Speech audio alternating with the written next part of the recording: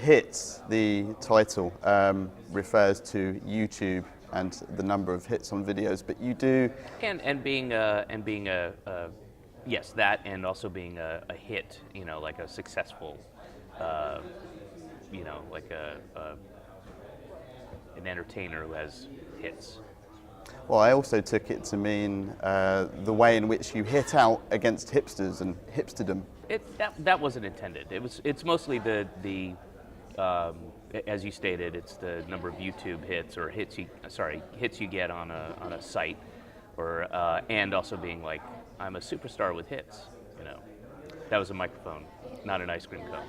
Yeah. It would be better if it was an ice cream cone. But you can Photoshop whatever you want in there. The script and the story, how did you come to this?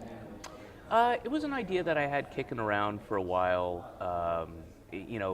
Like a lot of people who write, I have several ideas back here, and that was one of them. And I had come from Sundance Festival in the States a couple years ago, and I saw some movies that I really disliked, and for very specific reasons. And I thought, all right, instead of just bitching about it, I'm going to get off my ass and write a movie that I can make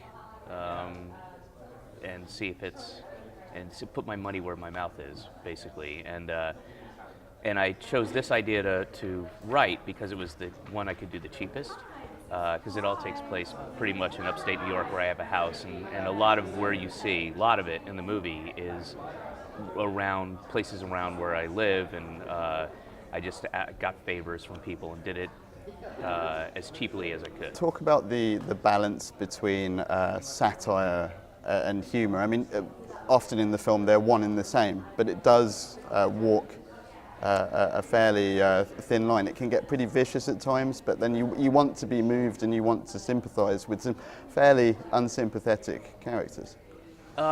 Yes, very true. And that was something, I didn't find so much of a line between satire and humor, because the satire is inherent in all of it, I think, but it doesn't go to an absurd place, or too absurd, I should say. It's a little bit absurd, but I think it's all very plausible. Everything that happens in this movie is, and that's why I say in the first card that comes up is, based on a true story that hasn't happened yet. I think it's all very plausible.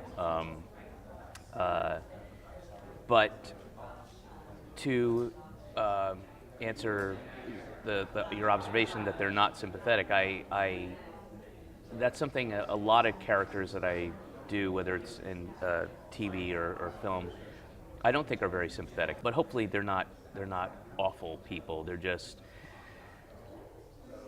disillusioned, sad people with misplaced ideals.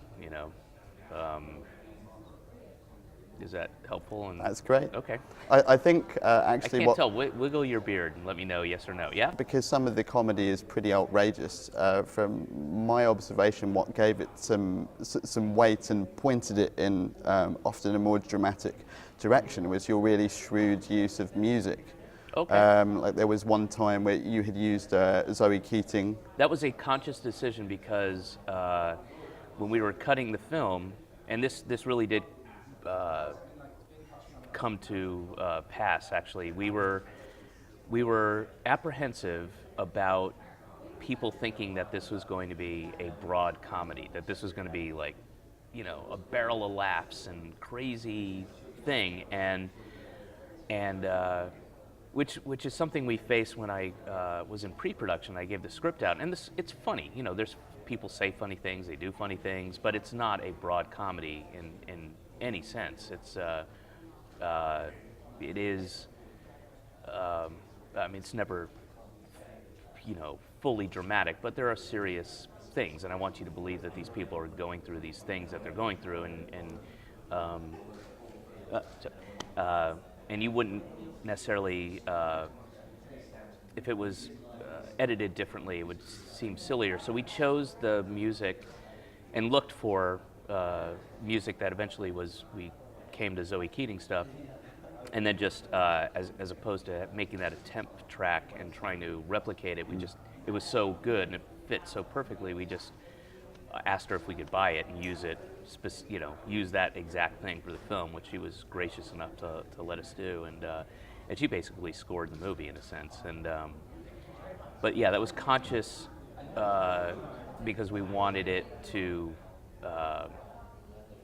reflect the seriousness that's coming up. So that's why it's in the very beginning of the movie. I wanted to ask about some of your inspirations, because it's got a real feel of Catch-22 and maybe a bit of a backwater network. You know, he's kind of a Howard Beale for the YouTube generation. Definitely, yeah.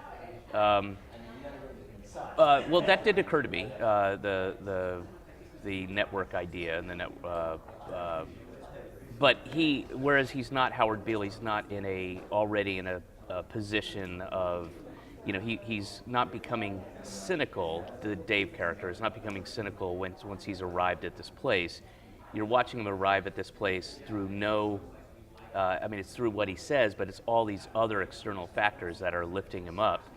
And part of the twist at the end, as it were, it's not so much a twist, but a reveal in a sense, is none of these people have done any of their homework, and that is also a conscious reflection on how we, as a society, we elevate these people without doing any kind of check at all, and then when their true character is revealed, everybody gets what they deserve.